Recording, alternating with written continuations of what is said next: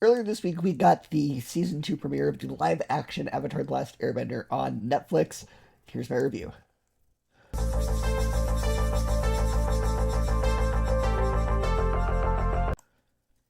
After season 1 of the live action Last Airbender, I wasn't really sure what to expect going into season 2. Now, I thought season 1 was pretty good, but I definitely had some issues with it. Some characters didn't feel quite right, some of the writing was a little stiff, and it occasionally felt like it was rushing through one of the greatest animated shows ever. So, does season 2 improve? Yeah, actually, yeah, quite a bit. I actually had a really good time with this season. It's not perfect, and there are a couple problems that carried over from season 1, but overall, this is a much stronger season that feels a lot more confident than what it's trying to be. Right away, I liked how they opened the season. Instead of just doing the standard previously on Avatar recap, they actually incorporated parts of season 1 into the introduction itself. It made the beginning feel a little bit more cinematic instead of just throwing a recap at you before the episode starts. It was a small detail, but it really stood out. One thing that is a massive improvement this season is the fight choreography. Seriously, the action is awesome. The bending feels more fluid, the martial arts choreography is better, and every element has its own personality. Earthbending has weight behind it, firebending is dangerous, and overall the fights just feel much more exciting than they did in Season 1. Some of these battles honestly are just as good as the animated season in terms of creativity. Now, I do still have really one big complaint. Aang. I still don't think they figured him out, and I don't blame the actor. I think it comes more down to the directing and the writing. Even later in the animated series, Aang still talks like a kid. He's playful, he's energetic, he gets excited over little things. His voice has inflections that remind you that despite being the Avatar, he's still 12. This version, he just sounds kind of phoned in. There are scenes where he's supposed to be emotional or excited, but his line delivery is so flat that it feels like he's just reciting lines. And it's disappointing because Aang is supposed to be at the heart of the show, and I don't really feel like they're capturing that. Now, the show does continue changing some of the lore. For example, Chi is now called Jing, and apparently there are 85 different kinds, and that definitely got my attention.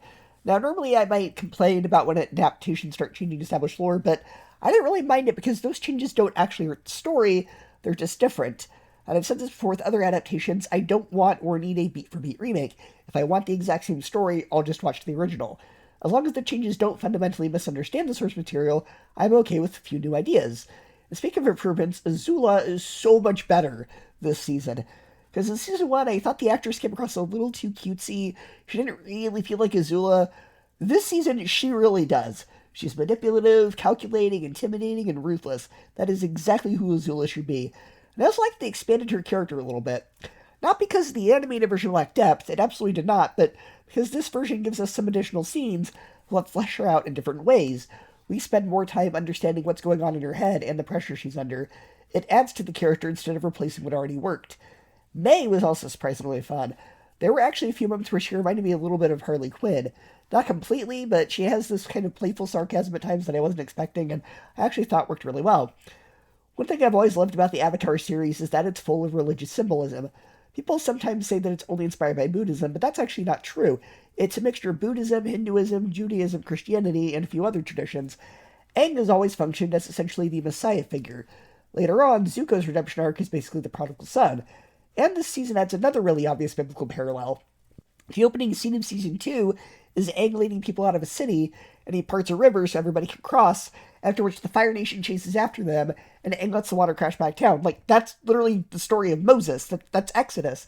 I actually appreciated that because Avatar has always pulled from different religions, so this feels perfectly in line with what the franchise has always done. Another thing I appreciated is that they really toned down the violence compared to season 1. Now, don't get me wrong, it obviously is still a war. There are still dark moments in the show. People still die. People still get injured. The stakes are still there. But season 1 sometimes leans so hard into making everything dark and more mature that it kind of lost some of the balance the animated series had.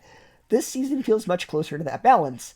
It still takes the concept of the war seriously, but it also lets itself have lighter moments. And then we have Toph. She was perfect. She absolutely got it right. The casting for Toph was amazing. She has all the sarcasm and confidence and attitude. She immediately just feels like Toph. She's easily one of the highlights of the season. Unfortunately, we have Sokka. He has the exact same problem he had in season 1. He's just not funny, because the writers just don't write him as funny. He doesn't have any jokes, sarcasm, or awkwardness, or anything. He's not the comic relief character anymore. He's just very serious. So he doesn't have any comedic dialogue, and the show really misses a lot of the heart because of that. One tiny change that did make me a little bit happy. They got rid of Azula's "Are you the Avatar's fangirls?" line. Like, there's a scene in the cartoon where the Kyoshi warriors are about to attack the Fire Nation, and Zilla says, "Oh, you think you're the Avatar's fangirls or something?" And I'm glad they took that line out of this version, because I always felt like somebody threw a modern slang word in the script just to make a stupid pun, and it completely pulled me out of it. I'm glad that this version does not have that.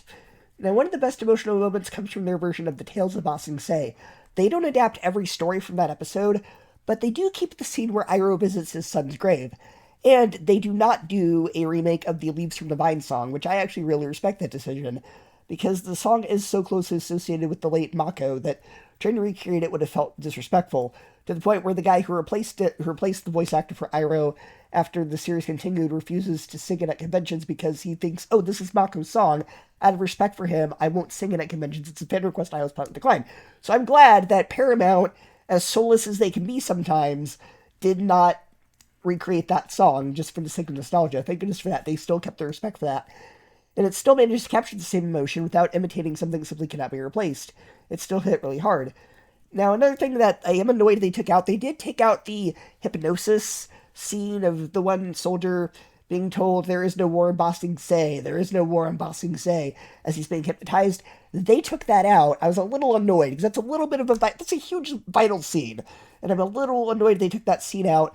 That being said, Judy, the actress that got to play Judy, spot on. She looks exactly like the cartoon. I was so impressed. Like, whoa, that really looks like her. And she did it so well. I'm so glad what they did with Judy. That was one of the highlights of the season.